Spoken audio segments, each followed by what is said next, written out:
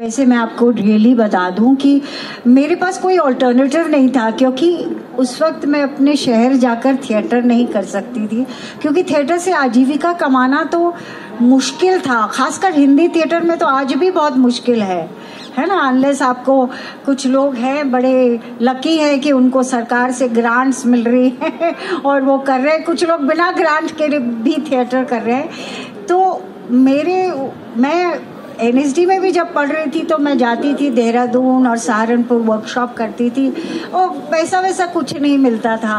क्योंकि आज भी ये हालत है कि जब भी मैं वहाँ प्ले करती हूँ तो लोग एक्सपेक्ट करते हैं कि हम उनको इनवाइट करें, उनको दोबारा फ़ोन करके इनवाइट करें कि आइए भाई हमारा नाटक देखिए।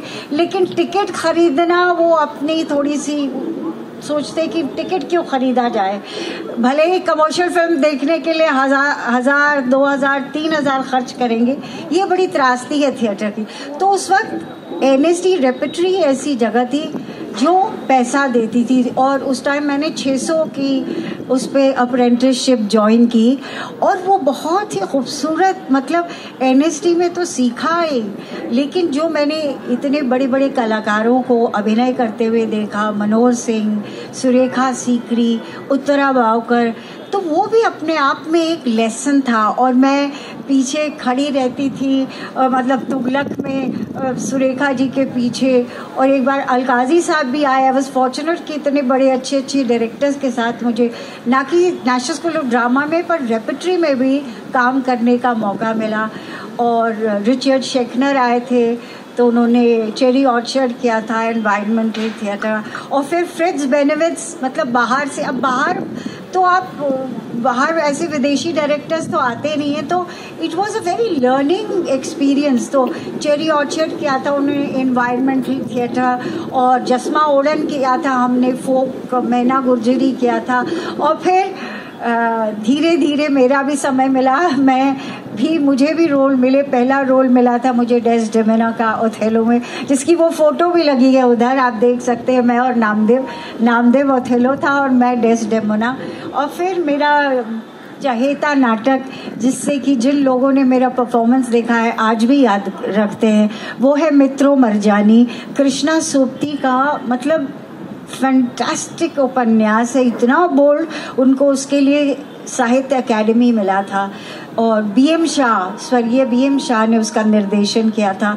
तो वो I think it is one of the most successful plays of repertory, क्योंकि हर शो उसका हाउसफुल होता था। हम कहीं भी जाते थे तो लोगों को इतना मज़ा आता था। और मैं एक छोटा सा इंसिडेंट बताऊँ अगर आप इजाज़त दें। मैं मद्रास में एक एड की शूटिंग कर रही थी एशियन पेंट्स की।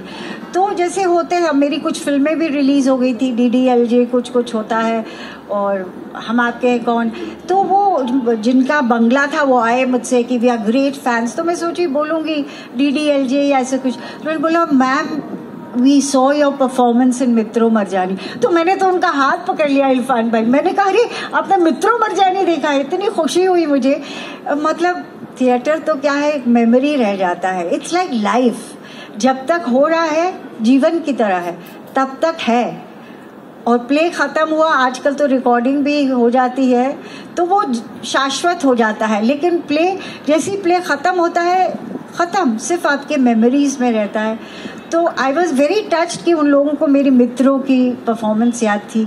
ऐसे ही आई वॉज वेरी फॉर्चुनेट कि भानु भारती जी ने पिग्मेलियन का अडेप्टेशन किया, आज़र का ख्वाब, उसमें मैंने हज्जों का रोल किया।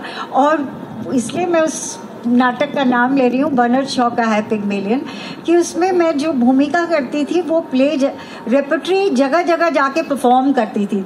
तो वो नाटक सूरज बड़जात्या और राजकुमार बड़जात्या ने देखा था। तो वो देखकर उन्होंने, हम आपके कौन की स्क्रिप्ट लिख चुके थे, उन्होंने वो रिफत भी नहीं, चची जान का कैरेक्टर उन्होंने लिखा, मुझे बुलाया, और इस तरह मुझे हम आपके कौन में काम मिला।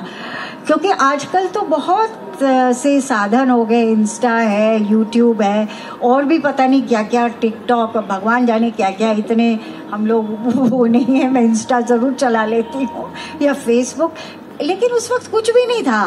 फोन्स भी नहीं थे भाई इतने एडवांस्ड।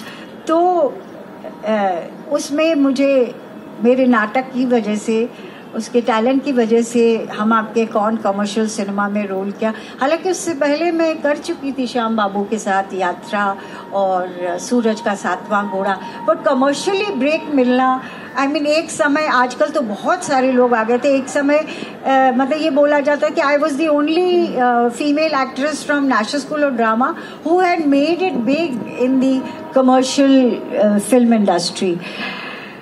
रोहिणी जी भी थी, बट वो क्या है कि Marathi theatre is very very active. Marathi theatre कह लीजिए, बंगाली थिएटर कह लीजिए, Gujarati, you can survive by it, पर हिंदी थिएटर के बिना आप सर्वाइव नहीं कर सकते। पर वो अभी भी मेरा पहला प्यार है और मैं अभी भी नाटक कर रही हूँ। आजकल मैं एक तो सोलो करती हूँ मनु भंडारी का, अपने को थिएटर से इन टच करते रहे मनु भंडारी की कहानियों पर, और एक मैं रशियन प्ले करती हूँ राजेंद्र गुप्ता जी के साथ, जीना इसी का नाम है।